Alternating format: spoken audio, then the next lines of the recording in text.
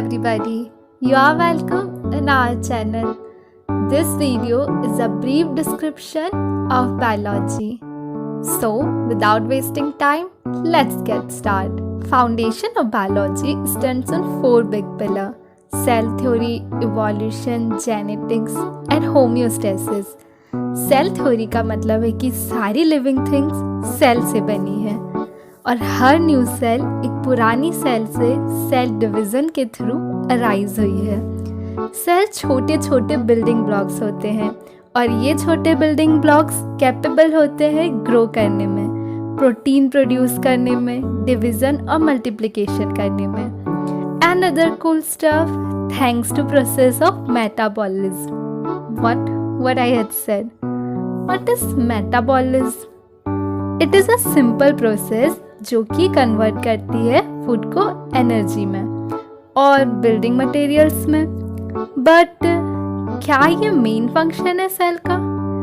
So the main function of cell is data storing, data store of the organism जिनका कि वो part है। और यहाँ आता है कॉन्सेप्ट ऑफ जेनेटिक्स और ये डाटा स्टोर होता है एक स्पेशल मॉलिक्यूल में जो है DNA. The unit of memory in a DNA molecule is the gene, जो कि किसी भी हार्ड ड्राइव के उन पैथेटिक बाइट्स के कंपैरेटिव बहुत कूल होता है। In a single gram of DNA you can store 215 petabytes और 215 million gigabytes. To store all data from YouTube हमें 320 पेटाबाइट्स की ज़रूरत पड़ती है या फिर 1 ग्राम और शायद आधा डीएनए। इंफॉर्मेशन स्टोर होती है डीएनए में जो कि यूज़ होती है assembling the protein and to detect how the organism will going to look like and how the organism will going to function. Cell division के बाद डीएनए सेल में कॉपी किया जाता है, लेकिन स्मॉल चांसेस होते हैं कि रेप्लिकेशन जैसा प्लान्ड है वैसा ना होकर अल्टर हो जाए। इस मामले में हमारे पास म्यूटेशन की प्रोसेस होती है जो कि ऑर्गेनिज्म या उसके ऑफस्प्रिंग को बदलने की एबल होती है। These new traits could be favorable and make the organism more likely to survive and thus produce an offspring. While specimen with unfavorable mutation go to extinct. इस प्रिंसिपल को natural selection कहते हैं और यह constitute करता है कि mechanism of evolution. And last one is homeostasis. Homeostasis जो रिप्रेजेंट करता है एबिलिटी टू मेंटेन करने की certain equilibrium of physiological process. यह बैलेंस मेंटेन किया जाता है by many regulatory mechanisms which perceive some protuberance from outside. For example, mammals के पास ability होती है that they can regulate their temperature Q just into response to the outside low temperature. अपने organs को working and borderline death के लिए freeze नहीं करना चाहिए जैसे कि bombers amphibians करते हैं।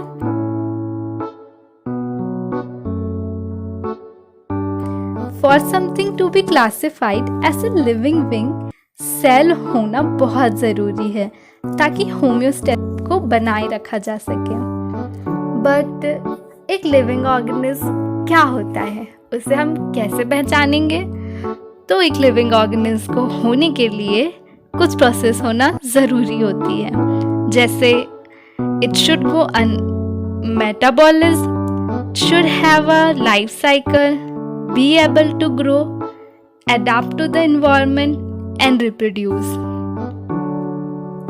जो भी लिविंग ऑर्गेनिज्म है वो 5 किंगडम में क्लासिफाइड होते हैं: bacteria, protista, fungi, plants and animal. वैसे और भी कई सिस्टम ऑफ क्लासिफिकेशन है पर ये मोस्ट एक्सेप्टेड क्लासिफिकेशन होता है। बैक्टीरिया सिंगल सेल ऑर्गेनिज्म होते हैं with simple internal structure, a lack of nucleus and certain DNA जो कि freely float करते हैं। इनसाइड ये अर्थ पे अपीयर होने वाले फर्स्ट लिविंग ऑर्गेनिज्म में से एक है और शायद यही एक कारण है that ये सब इवॉल्व होते हैं water, soil, acidic, hot spring, radioactive waste and organism के अंदर रहने के लिए। इनमें से कुछ हेल्पफुल हैं डाइजेशन और कुछ सर्टन डिसीजेस भी कॉज करते हैं, जैसे ट्यूबरकुलोसिस और bubonic plague. Their size typically varies between 1 micrometre and 5 micrometre in length. हालांकि कुछ ऐसे होते हैं जो बिना माइक्रोस्कोप के भी दिखाई दे सकें, जैसे थाइलोमेग्रिला, जो कि कुछ मिलीमीटर तक पहुंच सकता है। अदर टाइप के ऑर्गेनिज्म में वास्तव में एक न्यूक्लियस होता है जिसमें वे अपने डीएनए को स्टोर करते हैं, और वे ऑर्गेनिज्म कहलाते हैं eukaryote. The most simple eukaryotes are protista, which is very wide term in unicellular organism. उन यूनिसेलुलर ऑर्गेनिज्म जिनके पास न्यूक्लियस है, बट वो ज़्यादा कोई काम नहीं कर सकते, टिश्यू भी नहीं बना सकते। सबसे अच्छा कार्य है कि वे कॉलोनीज बना के रहें और एक दूसरे को जीवित रहने में मदद करें। इवेंचुअली कुछ प्रोटिस्टा जो सनलाइट को एनर्जी में चेंज करने के कैपेबल थे, वे प्लांट में इवॉल्व हो गए। प्लांट्स मल्टीसेलुलर ऑर्गेनिज्म जो कि फोटोसिंथेसिस करता है। मैं मानती हूँ आप सभी ने अपनी लाइफ में एक बार प्लांट तो देखा ही होगा, और अगर नहीं देखा है then you probably not evolved have eyes yet. Okay, cringe. All in all, plants are pretty boring and their classification. So, what is the plants classification? Plants के 5 subdivisions होते हैं: algae, ferns, mosses, conifers and flowering plants. Fungi plants और animals के लिए अजीब cousins की तरह हैं। ये plants पे रहते तो हैं पर photosynthesis नहीं करते। इसका मतलब है कि वे ऑर्गेनिक कार्बन किसी और सोर्स से प्राप्त करते हैं, जैसे plants and animal, instead of producing from inorganic carbon molecule just like animals. एक characteristic of fungi is chitin. What chitin? Yes, इनकी सेल वॉल में काइटिन प्रेजेंट होता है। फंगी किंगडम जो होते हैं yeast, moulds and mushroom. Now the last, the most epic one. Who? We humans. For only 46.99 evolution, हमारे पास ability है लाइफ स्टार्ट करने के लिए फ्रॉम ब्लास्टुला, जो अलाउड करती है development of specialized tissue and organs. Are you getting bored of being stuck in your life? Worry no more, because animal के पास स्पेशल लोकोमेट्री मैकेनिज्म होते हैं एक प्लेस से अनदर प्लेस तक जाने के लिए, जैसे फिन्स, टेंटिकल्स, लेग्स, और यदि आप लकी हैं तो आपके पास और भी कॉम्प्लेक्स ऑर्गन होंगे, जैसे आई, लिवर और even an ink sac. And if you win evolution lottery, then you will get a brand new and overpowered big brain. से अभी ही ट्राई करें और आप पाएंगे अपेंडिक्स, वो भी बिल्कुल free.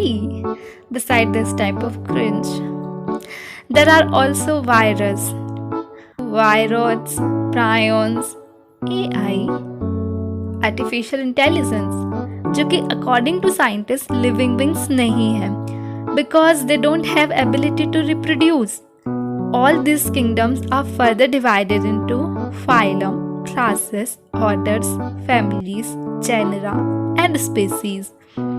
As an area of science, biology branches into multiple subdivisions, like cytology, जो डील करता है सेल स्ट्रक्चर की स्टडी से, बायोकेमिस्ट्री, जो कि स्टडी होती है केमिकल रिएक्शन सेल के अंदर होने वाली, anatomy, we study structure, genetics, genomes की स्टडी, प्लांटोलॉजी, study of prehistoric life, ecology, हमारा ऑर्गेनिज्म और फिजिकल एनवायरनमेंट से जो भी इंटरेक्शन होता है उन सब की स्टडी।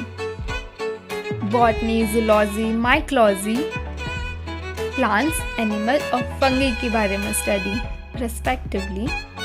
और कुछ super interesting subjects like astrobiology, this is the study of organism, early evolution and universe. Bioinformatics, study of methods and software tools biology data को समझने के लिए। Quantum biology, study of applications of quantum mechanism. Hope you well understand what I had said. And yeah, at the end, biology is so interesting subject. और अगर आप चाहते हैं biology का फुल कोर्स पाना, then stay tuned with us, क्योंकि हम लेकर आ रहे हैं बायोलॉजी का full course. So before it, don't forget to subscribe the channel. And if you like the video, then please hit the like button. And please hit the bell icon to get notified about other courses.